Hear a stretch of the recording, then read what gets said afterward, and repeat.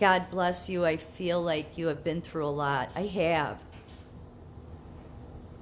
And I guess maybe that's why I get so mad at like the nursing profession at the top, because I know they're all ultimately American Nurses Association, Illinois Association is tied. They're directly tied.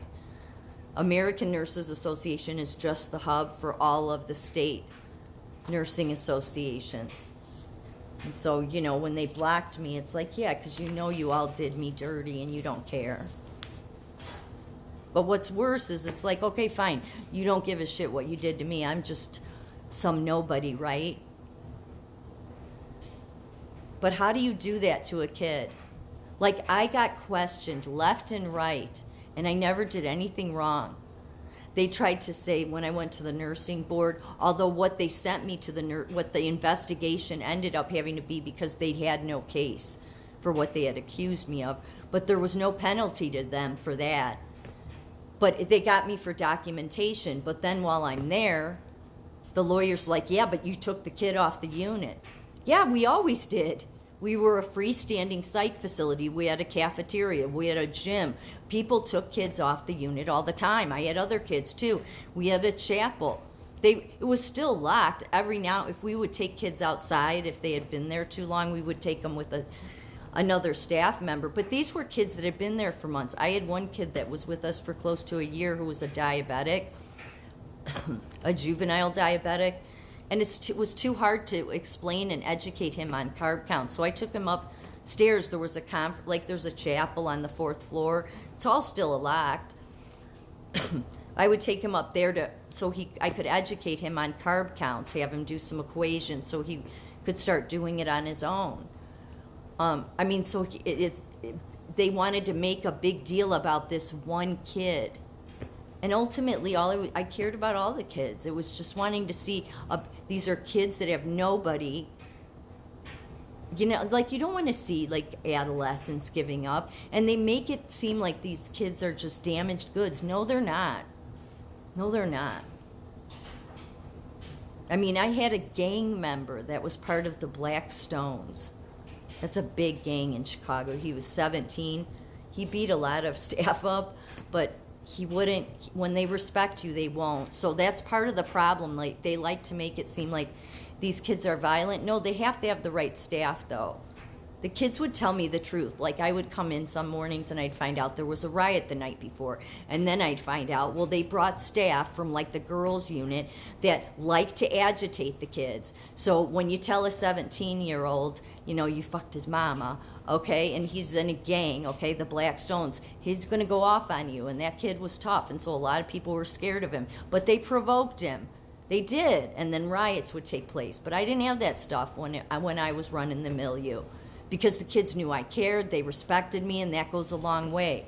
So when the state and all these people want to make it out to be like, oh, it's all unsafe, and all these chief nursing officers get settlements from OSHA because of unsafe working environments. Well, it's unsafe when you don't staff properly, but more importantly, when you staff with people that should not be around children. There's just, the amount of allegations against staff from the girls' unit was massive.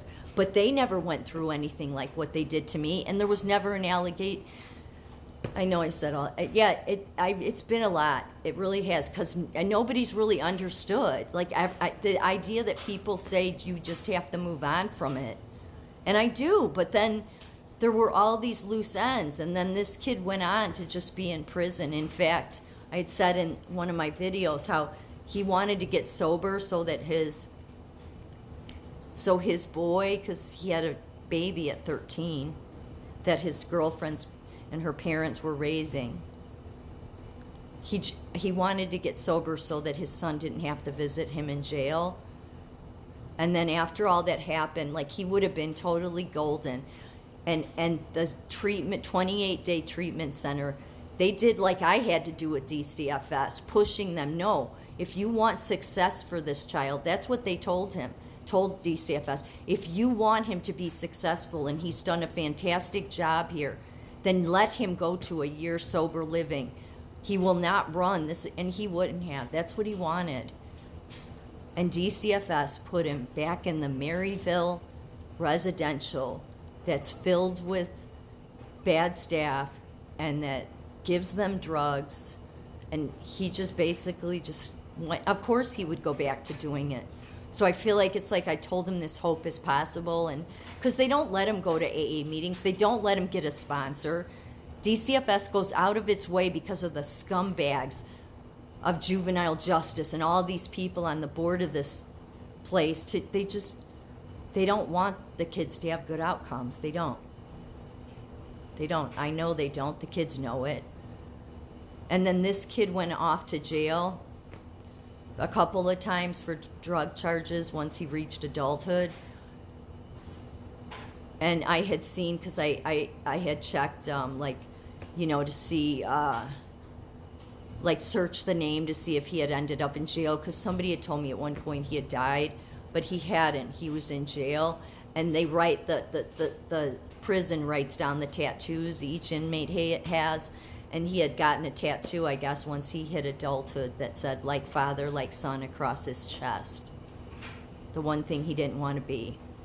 So, yeah, it just breaks my heart, because it didn't have to be that way. But as long as you have, politicians, nuns, all these scumbags, these chief nursing officers that likely just split this OSHA settlement they got, and they all made out. That's all they cared about. They didn't care about me. They didn't care about what they did to me.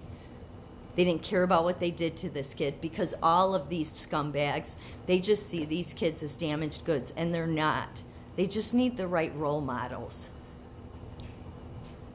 I mean, when I can get a gang member kid to take part in the butterfly habitat, because I brought a butterfly habitat in, to watch, so the kids could watch the caterpillar to the butterfly, which is totally great for them in a way, for boys, because they're in this painful place, and it was a great education tool to show that it's a painful process for the caterpillar, but when it gets to the other side, it's this beautiful, being that has wings and flies. And that gang member who was 17, you never would think he'd even care about that. He did. And on the day I had to release the butterflies, all 10 of them, where I couldn't keep them any longer, luckily I was on the first floor our unit was. So at the end of my shift, I went around the building to where the group room bay window was, and all the kids gathered there to watch me release them. And there was this banging on the window, and that gang member kid, that 17-year-old that I would expect this, he held up his hand to the window and said, "Give me a high five, Bethany. That was cool." Like he's a kid. So, I mean, there is such potential with these kids, but not with any of these people that don't care about other human beings. So, yeah, it's been a long road with this one. And for whatever reason, in 2020, when I woke up to all of it, I did end up emailing the White House about this, because I had emailed them about those cameras at Northwestern and all that. But then I started emailing them because I saw that transgender on children thing coming in before I left Northwestern, and I'm like, this has to stop. And as if the White House doesn't know, I'm like, the frontal lobe isn't formed. And then I also told them about Maryville, though, because I think it all just rolled in. And I'm like, look, I know these kids aren't safe that are in the system. And I think they likely already knew that. Maybe that's actually why they left me a voicemail, because I did tell them what happened in my email, what they did to me and that kid. I don't know. I didn't hear back from that staff member when Trump was in the White House, but they did leave me a message. But yeah, it's been a rough road, because you realize how many people just don't care. And I don't know. I just don't think we can be a healthy society with people that care more about screwing others over and using them. Also, they can get OSHA settlements and split it up among themselves while they leave the children that they're caring for in poverty and disgrace. I hope they all go to jail one day. I pray they do. Thanks for your comment.